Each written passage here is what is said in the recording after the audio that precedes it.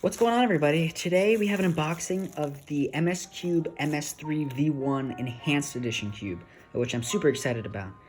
But anyways, without further ado, let's get into it.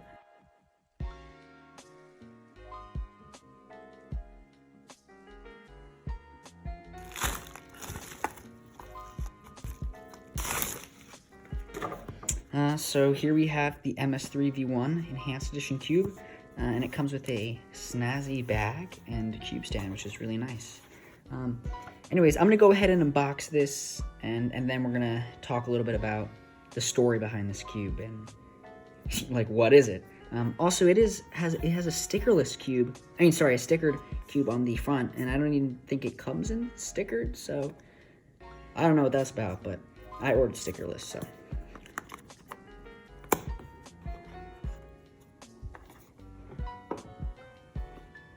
Alright, here's the cube stickerless with the purple logo, which tells you it is the Enhanced Edition, which has like more magnets, but I'll talk about that in a second. And then it's tightly packed in this foam, which is nice. And then here are the accessories, which are, oh boy, looks like a spare core, some spare tensioning stuff, some spare springs, and a pamphlet. So anyways, let's talk a little bit about this cube. So as I'm sure you'll notice, this looks a lot like a GAN cube, and so does the packaging too. I mean, it looks a ton like a GAN cube. And that is because this was actually designed by a former GAN cube designer. And I'm sure you've watched videos about this before and know about this, and I'm not the first place you're hearing it, but I thought it was worth mentioning. Yeah, so I don't know if this former GAN designer was, upset and set out to make this cube, to rival GAN, or if it is still a friendly relationship. I honestly have no idea. But without a doubt, this looks a lot like GAN. However, it is glossy plastic, which feels really nice, and I definitely prefer this to GAN's frosted design. So right off the bat, it looks and feels really premium, and it has a really nice weight to it. I mean, I'm not a huge fan of the super light puzzles, especially where GAN has been trending recently. So I much prefer this weight. It's a little bit more heftier, and it feels a bit more premium in my hands. Without further ado, let's get into some first turns.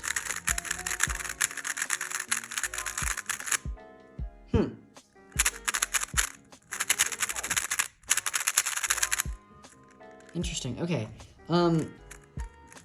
Yeah, so it certainly has a very strong magnetic bump. It's pretty pronounced. And I did get the Enhanced Edition, hence the purple logo and the center magnets right there, akin to the Valk Elite M.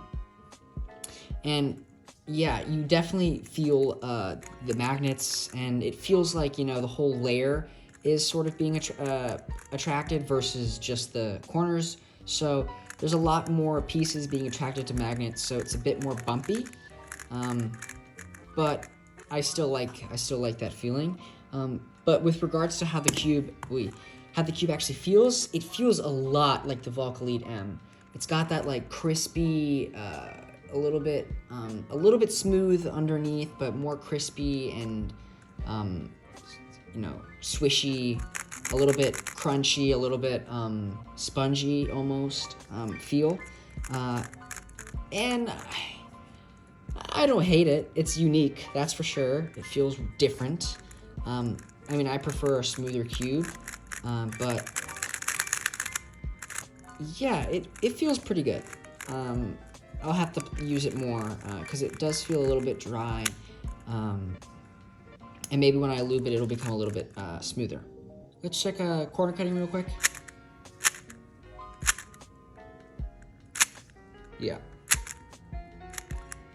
Yeah, so it's really good.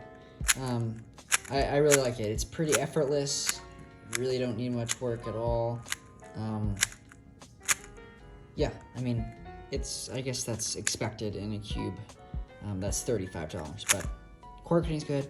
And also, I just don't want to forget to mention, but the name is just not good. MS3-V1, like there's already the Qi MS. You gotta change the name.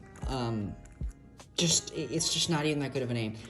You know, if I were on the marketing team, I would recommend maybe the Spider Cube or something like that because of the spider web internals. I think that's a unique aspect of this cube, and you know, I'd want to buy the Spider Cube or something with spider in the name. That'd be pretty cool. The red spider. I don't know. Yeah, that's what I would say about that. But anyways. Also, another thing to mention is it's not very fast. Like, if I put a lot of effort in, I can barely, you know, get it to move 2 turns. And it feels a little bit slower when turning, so that's something to note. It definitely feels like a more controllable cube. But again, I'm going to put some faster lube in this and see if I can speed it up just a tad, because it's a bit on the controllable side. And it is a little tiny bit flimsy as well. But yeah, let's take a look at the mechanism here, or actually tensioning first. So I've seen a couple of videos about this, and I'm still awfully confused about it. I don't think I'm gonna go into, you know, the logistics behind it in this exact video, because this is really just first impressions.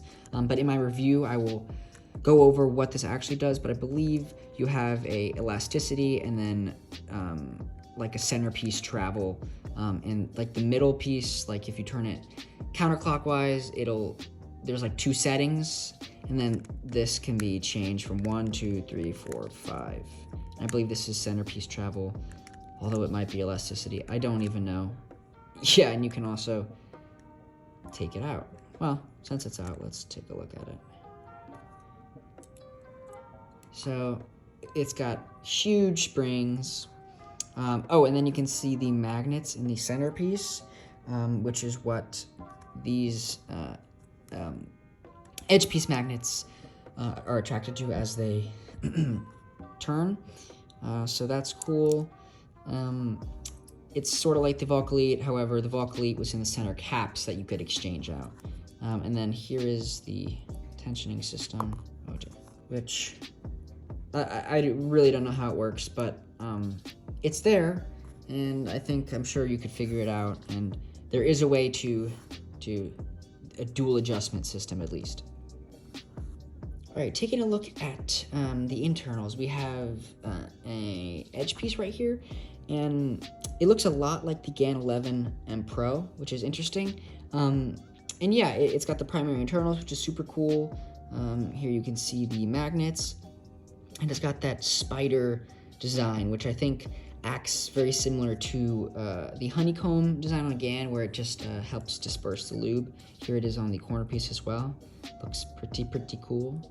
And then also you can see the magnets here, which are only on the enhanced edition. The regular edition comes without these, so I imagine the magnetic bump is a bit less defined. But yeah, you know, these look really cool, and they do look an awful lot like the GAN 11 M Pro. So that is certainly interesting, coming from a cube designed by a former GAN designer. The core is kind of cool. It's like a transparent blue, but nothing too special there. Yeah. Okay, so I just did some saws on the cube, and I just had a few final thoughts before I wrap this video up. One thing I noticed was the centerpieces are not exactly flush with the edges, which I think is a little bit odd. I don't know if you can see, but it's just like ever so slightly indented. Yeah, you can see it pretty well there. So it definitely feels weird a little bit when you have your fingers right here and there's a little bump. I don't know if that's a tensioning problem, because it does have a weird tensioning system. Maybe if I tension it, they might move up a little bit, but I thought I was going crazy. But Cuber Chris, I talked to, and he had the same problem. And he actually got a center twist, which I didn't even know was possible. So it could be more of a problem than it seems, other than just a small little annoyance. But yeah, I mean, overall, it feels premium. It's got a unique feel. It's got that cool magnetic bump with the edge magnets with the centers as well. And I do like the glossy plastic, the logo, the internals, but I mean, it's a little bit unstable, it's a little flimsy, and it's a little slow, and I'm not the hugest fan of the feeling. I don't know, I just gotta solve with it more. And I can't give a definite answer whether I would recommend this, like, at the end of this video. I can't for sure say that it is a good cube. Like, you know, you'll get good times on it. It feels good. It feels a lot like the Volk Elite. And especially for a first cube for a company, it's really, really good. I mean, I don't know if there's any other cubes where the company's first cube is this good. I mean, this is really, really good. But for $35 or such, I gotta think on it more whether I would recommend this. I'm gonna do a video on this later, comparing this to the Volk, I think, because that to me seems like the most comparable cube, and maybe I can answer that question in that video. But overall, yeah, I like this cube. It's cool. It's pretty nice, but there's certainly some problems. So anyways, thank you for watching, and if you haven't subscribed already, that would be great, because I know there's a lot of you that are watching this right now that aren't subscribed. So, you know, if you want to, just click the button. Click it. But yeah, anyways, I hope you guys have a great day.